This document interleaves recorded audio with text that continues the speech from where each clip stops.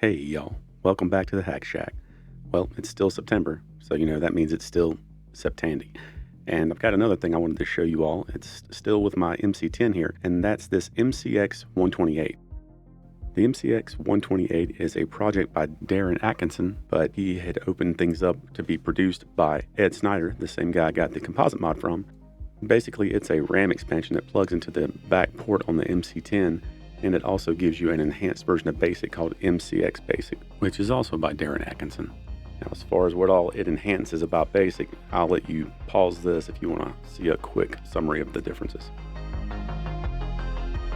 And just as a refresher of where we're starting from, our baseline when we turn this thing on, after Basic is loaded into memory, we just have a little bit over 3K left. Now, in order to be able to plug the MCX-128 in, we've got to remove this little cover on the back, and we do that just by taking out these two small Phillips screws here.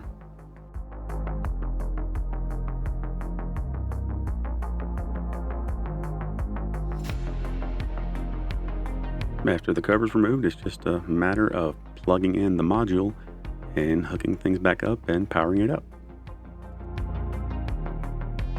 Now when we power on with the device attached, you can see we're greeted with this boot menu. Selecting option 0 takes us into our microcolor Basic, but now look how much memory we've got, 31.5K free.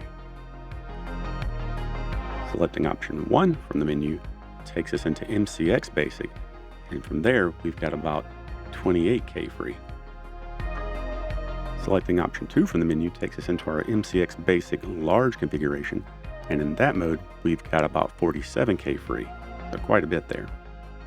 Now, I didn't capture this, but one thing I noticed when I was doing this testing was that it didn't look like all of my keys were working. So I was kind of freaking out and wondering if I'd caused some damage when I'd put that composite mod in earlier. So I took things apart, and it didn't take long for me to see what the problem was. See if you can spot it. So you can clearly see here that when I put this thing back together when doing the composite mod, I was not paying close enough attention and left that one wire hanging out. So I got that reseated properly this time with all the wires in and gave it a quick test, and we were back in business.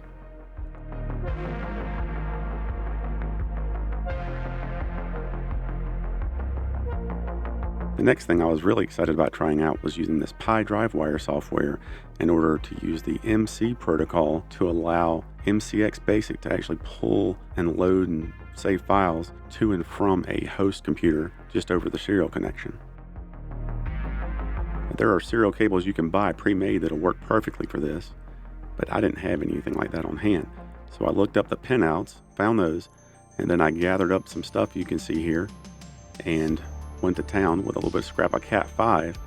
And before anybody says anything, I would not use this for any kind of thing that's moving around or permanent. I really just wanted to tack it together and see if I could get it to work on the bench. So just slow your roll before you come in with some nasty comments. So as you can see here, basically just soldered things together and used the screw terminals in the other one, and then gave things a quick test to make sure the pins were as I thought they were, and then it was time to move on to the next thing. Next, I checked out the pyDriveWire Github repository again and grabbed one of the binary packages. This probably doesn't do the best performance, but I figured it would be the most straightforward to try to load up. And I got that and just unzipped it in my download folder on my Linux laptop. Next, I headed over to Jim Gerrie's GitHub repo to poke around to look for some programs to try out. And if you've never heard that name before, if you're going to spend any time with an MC-10, you will. Mr. Jim is very prolific and awesome and cranks out tons of stuff for the MC-10 and is a pretty awesome guy. So anyway, I poked around there for a little bit and downloaded a few things that I would want to try out to load over the MC connection. Then I got things connected up and got them ready to go before heading back over to the Linux box.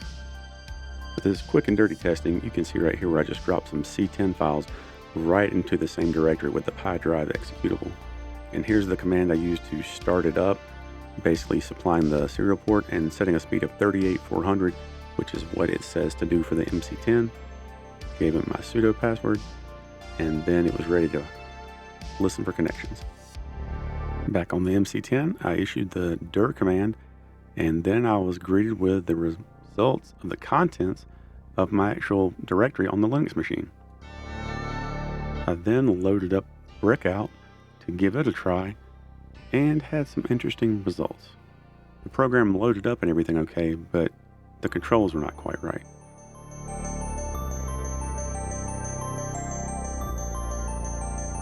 You can see here that it says the controls are A and Z on the keyboard.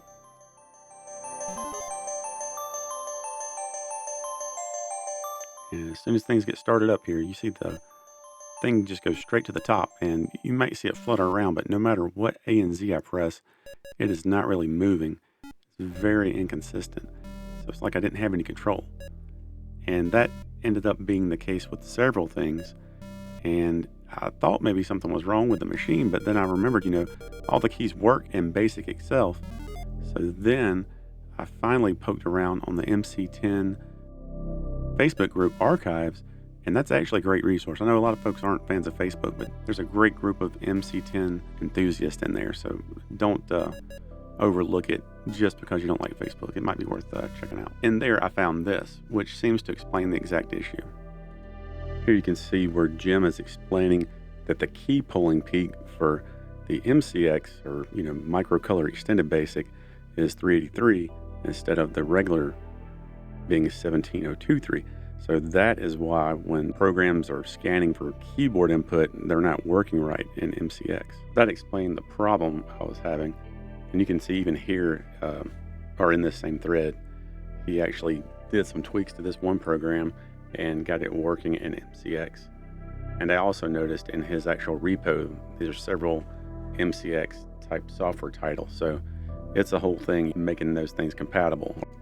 Would it be safe to assume that a machine language MC-10 program would be fine because technically that's not using basic calls? I don't know. I have not tried that yet, but that's an interesting question. I assume it would probably work okay. Do I wish things maybe worked a little differently? Yeah, sure. But it's not that big a deal. It's cool that it works like that at all. And I think for some of these programs, if it's ones that Jim hasn't had a different version of, I'm not sure if it wouldn't be a fun exercise to try to tweak them to make them work as expected. I also do think I may look into that SD option, but I don't know when those will ever be in stock again. Perhaps I'll look and see if that's an open design that can be created on my own. Still pretty cool, and I enjoy playing around with this. Hey, if you made it this far, thanks for watching. Hope to see you again next time. Take care. Bye-bye.